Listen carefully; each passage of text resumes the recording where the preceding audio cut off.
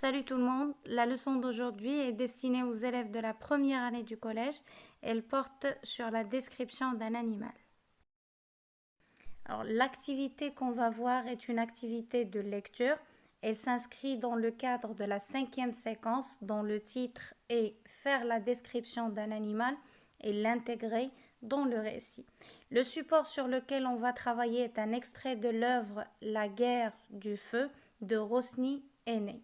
Et l'objectif de l'activité, c'est identifier la description d'un animal.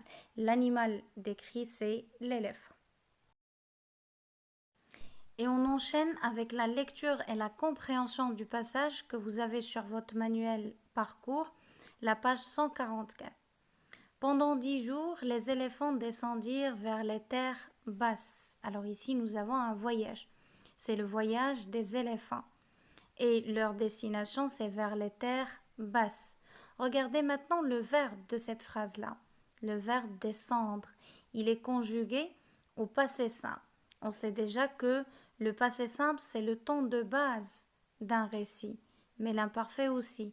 Alors pourquoi on a utilisé le passé simple et non pas l'imparfait, surtout qu'on a un indicateur de temps qui signale que la durée était assez longue. Justement, la durée était longue, mais elle était aussi bien déterminée. Donc le voyage a duré pendant 10 jours.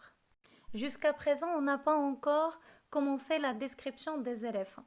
On a un seul adjectif qualificatif, c'est basse, et il caractérise les terres et non pas les éléphants.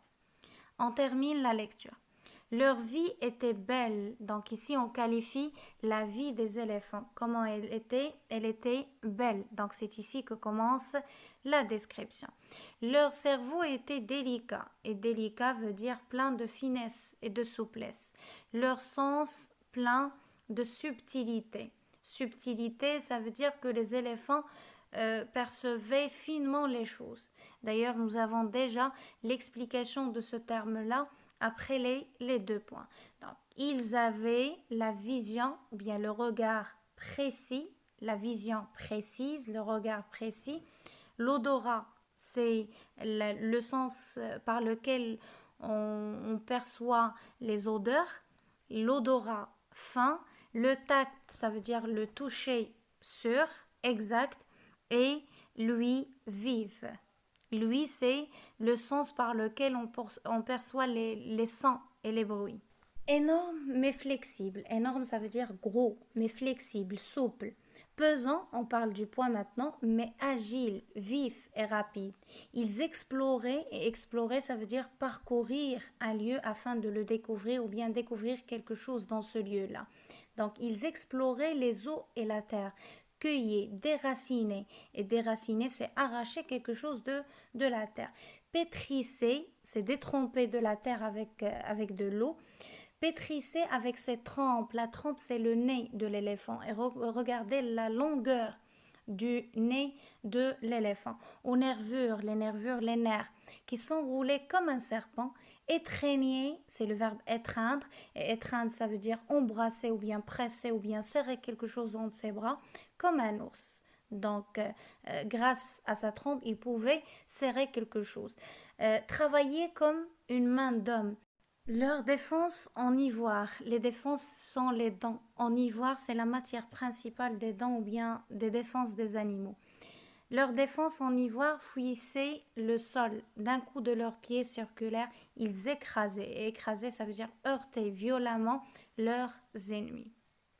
On passe maintenant aux questions. Et au niveau de la première question, on vous demande de chercher dans un dictionnaire le sens d'un certain nombre de termes. Donc on a déjà évoqué la définition de quelques-uns, mais on va les revoir quand même. Donc subtilité, quelque chose qui est subtil, ça veut dire fin et délicat. L'odorat, c'est un sens par lequel on perçoit les odeurs. Le tact, c'est le toucher, donc le sens de toucher. L'ouïe, c'est un sens qui permet d'entendre les sons ou bien de percevoir les bruits et les sons. La vision, c'est la vue, c'est la capacité de voir. Agile, quelqu'un qui est agile, ça veut dire qui est souple et rapide. Les nervures, ce sont les nerfs tout simplement. Et étreindre, le verbe étreindre, c'est serrer quelque chose entre ses bras. Au niveau de la deuxième question, on vous demande de désigner sur l'image les parties du corps des éléphants qui sont soulignées dans le texte. Donc nous avons trois parties du corps soulignées dans le texte, à savoir la trempe. Regardez bien la trempe de l'éléphant, c'est l'équivalent du nez chez l'être humain. Les défenses, il a deux défenses et nous avons les pieds ou bien ce qu'on appelle les pattes.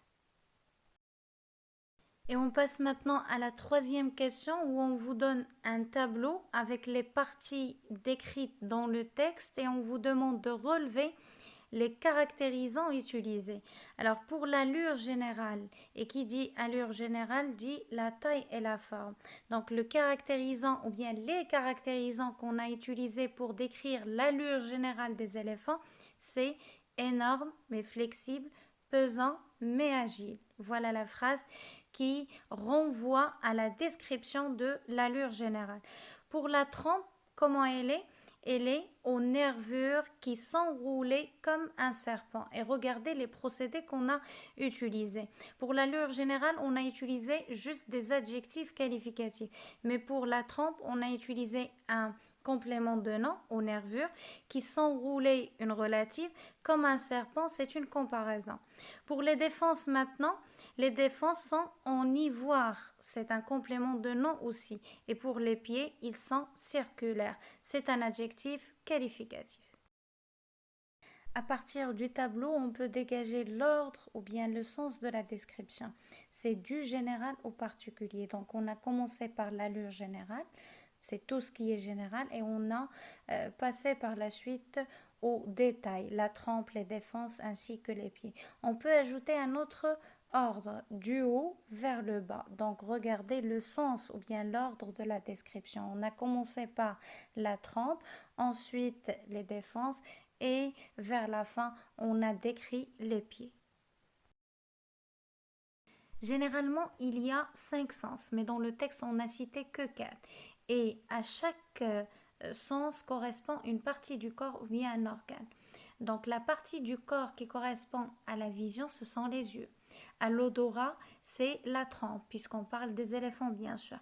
Au tact, ce sont les pieds. Et à lui, les oreilles. Alors pour la 6e question, c'est en quelque sorte la reprise de la 5e avec un simple ajout, c'est la caractérisation de chaque sens. Ça veut dire l'élément utilisé pour caractériser ou bien pour décrire chaque sens. Alors pour la vision des éléphants, comment elle est? Elle est précise. L'odorat, il est fin. Le tact, il est sûr. Et lui, elle est vive. Voici la réponse à la question numéro 7. On vous demande de relever les 3 comparaisons qui montrent l'importance de la trempe des éléphants. On sait déjà que la comparaison, c'est un procédé de caractérisation et ce procédé commence généralement par l'outil comme. Donc, dans le texte, nous avons 3 comparaisons.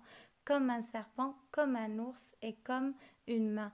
Et à chaque comparaison correspond une action. Donc la première action est exprimée par le verbe s'enrouler, la deuxième par le verbe étreindre et la troisième par le verbe travailler.